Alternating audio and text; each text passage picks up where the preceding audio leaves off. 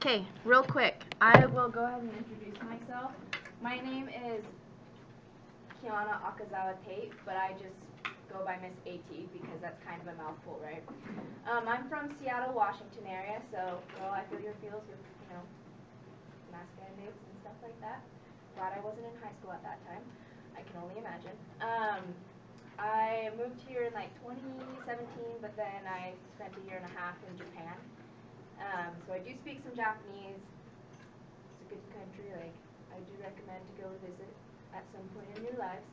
And I came back to school, and I'm currently studying English education and a TESOL minor, which is teaching English to speakers of other languages. So when I graduate, I could, end up in a wonderful high school such as this one, or I could go foreign and teach English somewhere else. So, I got options. But does anyone have any questions about me, who I am? I'm totally an open book. Cool, that's what I figured. It's okay. You guys are real chatty. Yeah, seriously, it's okay. Like, it's 9:17. I'm not the biggest morning person either. Go ahead. What other languages do you speak besides Japanese and English? Just Japanese and English, unfortunately. I mean, yeah, Japanese was hard enough, and I kind of got discouraged and was like, I think I'm good at learning other languages. I'll just stick with this one. Yeah, go ahead. So are you fluent in Japanese? or just? I am fluent. I can go to the doctor's office in Japan and understand some of the technical terms they use. I can understand a lot.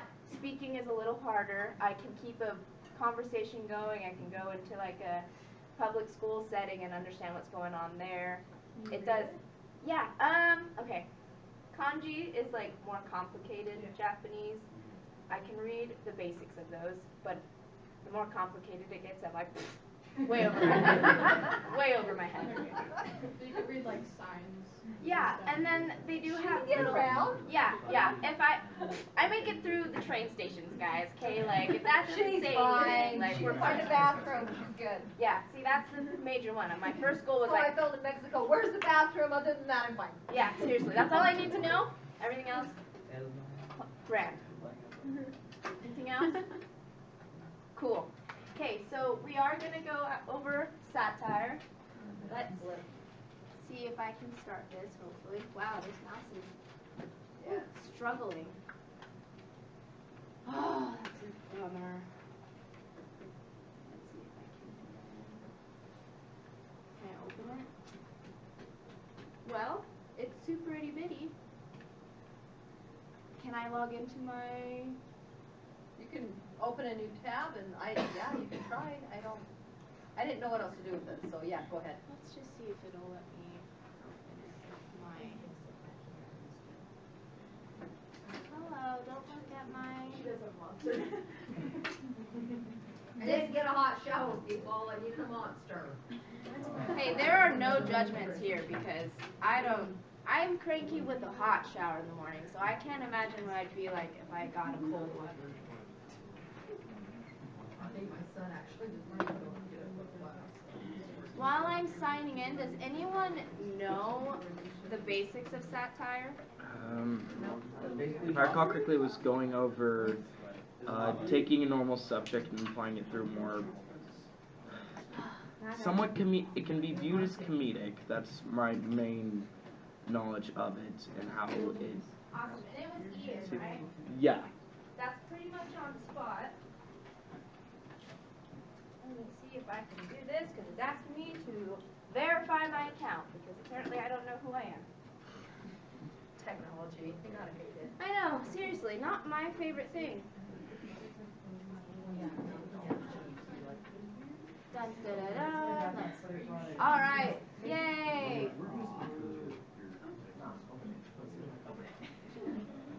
Present! Open it, not in my room. And we don't have a little fancy clicker to move forward, do we? It's just the... Right.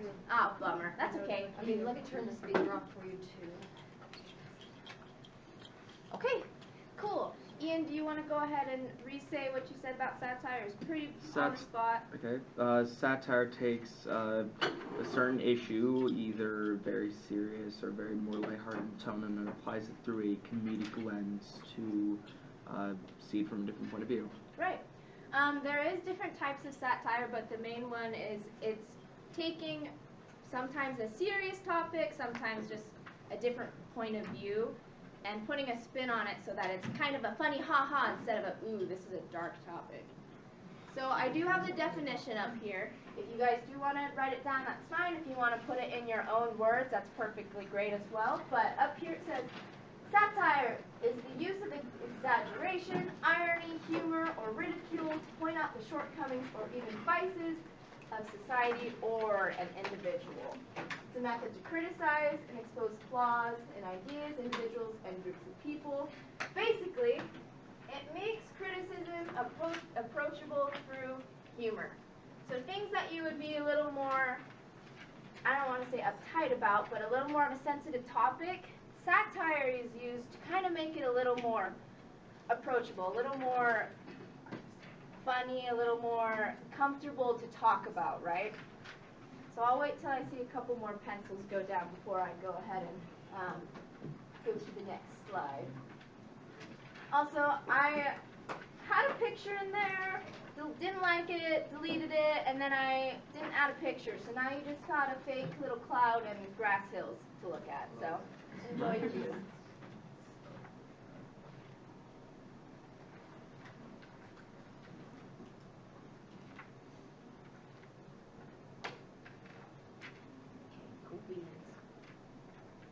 Okay, so there are 3 specific types of satire, and I will probably butcher the pronunciation of all 3, just to let you know. But the spellings are correct, so there you go.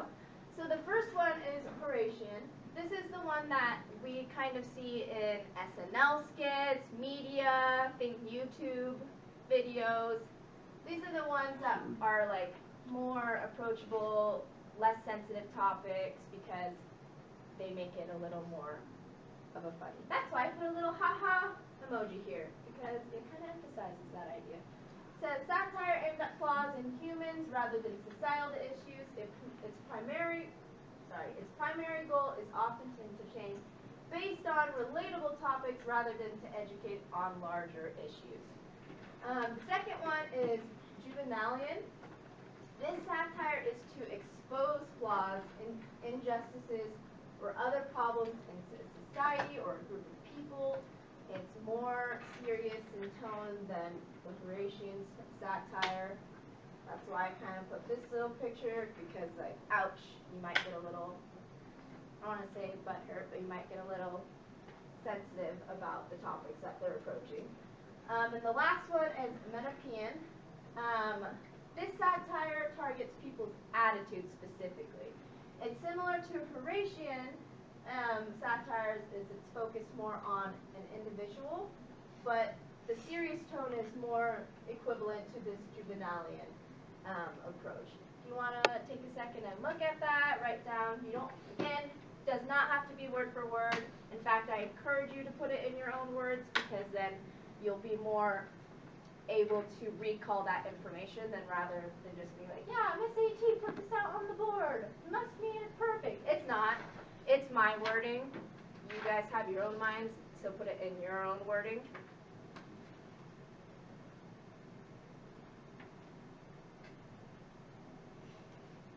Can you guys think of any social media or, again, any, like,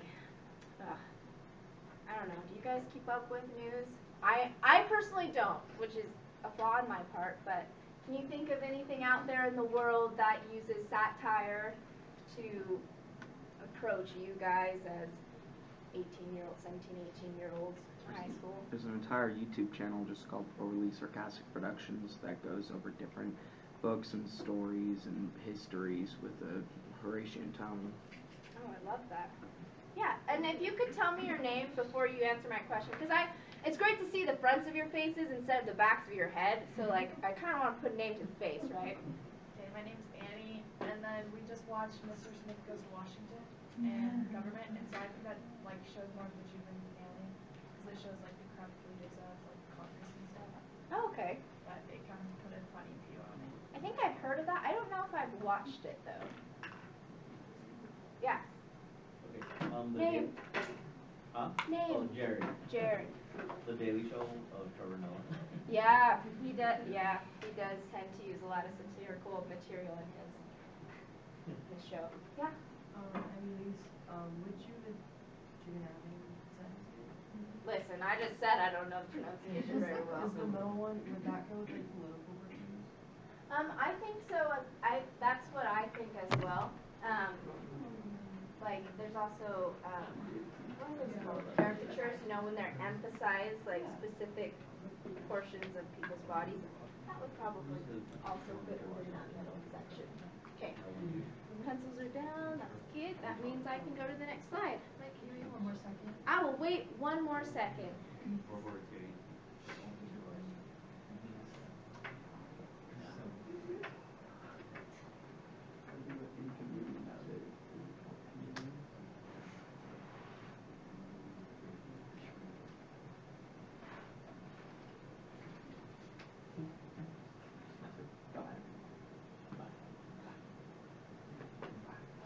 Yay! Okay, here are some of the characteristics within satirical material that you can kind of recognize and get the gears turning and asking, is this satire that I'm reading and seeing, or what could this be? But exaggeration is a big thing.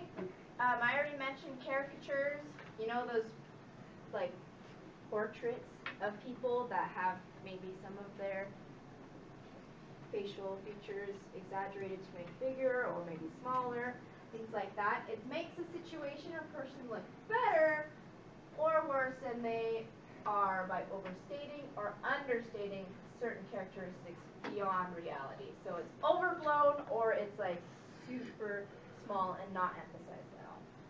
Irony, I'm hoping that most of us would know and recognize irony, but it compares what someone actually means with their language against what they actually say or do. So like, I mean, I can't cover it because you know it's a projector, but like sarcasm is a big form of irony. It's a verbal irony, right? I'm sure all of us have that friend that no matter what they say, what they do, it's always sarcastic, okay? And it is funny at times, but other times you're like, I don't even know if you're like sarcastic anymore, or if this is just how you are, right? My brother's that way, and I've had to be like, are you like serious right now, or is this you being sarcastic? Because now I just can't tell between the two. So, sarcasm can be funny in specific quantities and, you know, in certain situations. I used to say in high school, there's always truth behind some jokes, right? I had a friend that would always say something along the lines of being a little on the mean side, and then she'd go, I'm just kidding, I'm just kidding. And I go, are you though? Like, I feel like there's a little truth behind your jokes. There's actually, I don't know if it's official, but I saw a term used behind it, Schrodinger's douchebag, where their statement is neither genuine nor comedic until it is fully revealed. Yeah, that's actually a good statement. It kind of goes along the same lines. Is it really a joke, or is there some truth behind it? So I kept these definitions up here so we could go through these two pictures and try and identify which form of satire would this necessarily fall under. This one, can I have somebody read the caption if you can see it? If not, totally good. Yeah, go ahead. Remember when she went to buy the free teddy bear? Okay. So what is this kind of making fun of? Heavy reliance on stock usage. People getting attached to their phones, times changing. I mean, I'm going to age myself a little bit. Like, I definitely did not have a phone when I was That age. Yeah. I think I got my first phone. Actually, I know for a fact I got my first phone at 14 because I entered high school and they were like, now you need one. And I was like, okay, cool. Yeah, so what do we think this one would this cell phone picture fall under? Would it fall under Horatian, which is just kind of making light of a situation, kind of funny? It's a little more on the serious end. I'd say it's Horatian. It's funny. Horatian. The comic framing of it does lead more towards Horatian. Yes, perfect. What was her name? Haley. Haley, yeah, that's perfect. You too, Ian. I would agree with you. I think you could put this information. If you could potentially, I'd say you guys are on the spot with this one. Okay, let's look over at this picture right here. Can you guys kind of see what's going on here? Yeah.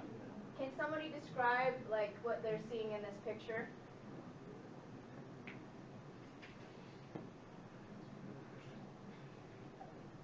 Go ahead, Haley. There's a guy that looks like he's wealthy and has a lot of money and stuff, eating a very big feast with a giant, and then there's a bunch of tiny people that aren't as dressed up or as nice, and so their crumbs are falling as he plates them. Right. So, in my mind, I'm thinking, oh, maybe this is, I don't know, a government status kind of guy, while the rest like of all the this stuff, and he's giving a little bit to right. They're receiving a whole bunch, but in the end, this is the people. This is us receiving not quite all that much, right? So it's kind of making fun of the fact that people in bigger statuses claim to be feeding the people, but really we might just be getting the itty bitty crumbs, right? So, do we think it fall under Horatian? No, I don't think so either. Do we think it's juvenalian? Question mark, if that's how you say it? Yeah. Okay. Yeah. Why? Why do we think it's juvenalian? More of a society thing. It is more of a society thing. Perfect. Okay, for sake of time, because I'm only going to try to take up maybe 2 more minutes so that Miss Miller can introduce you to a piece. I have 2 SNL skits up here. One is on Star Wars and one is a Barbie skit about Barbie dolls. Yes. Right? Me too. I kind of have a vague idea of which one we'll choose, but give me a set of hands for the Star Wars skit. Since I have more knowledge into it. Yeah, that's about what I thought. Give me a set of hands for the Barbie skit. Yeah, girls, right here. And a couple of boys. Let's go. Okay. Wow, you guys are totally stable. I'm going to go light action. I'm going to register. I know that's fine. Yes.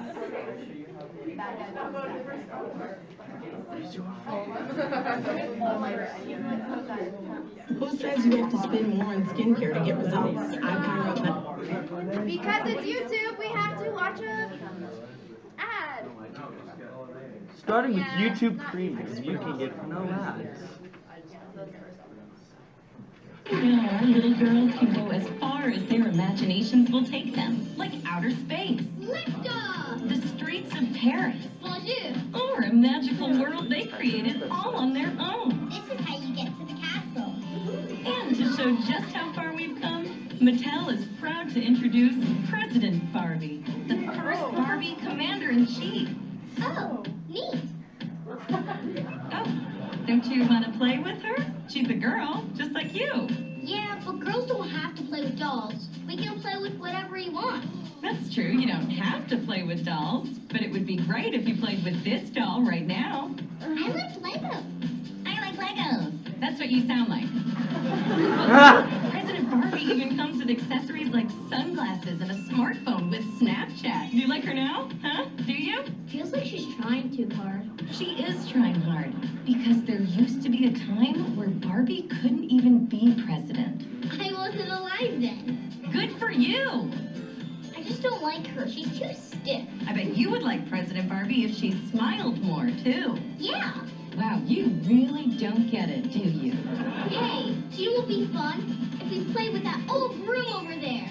Yeah! That's what they go with? We need to rethink this whole thing. Hey, girls, why aren't you playing with President Barbie? 'Cause we don't have to! President Barbie. No fun. Definitely a president.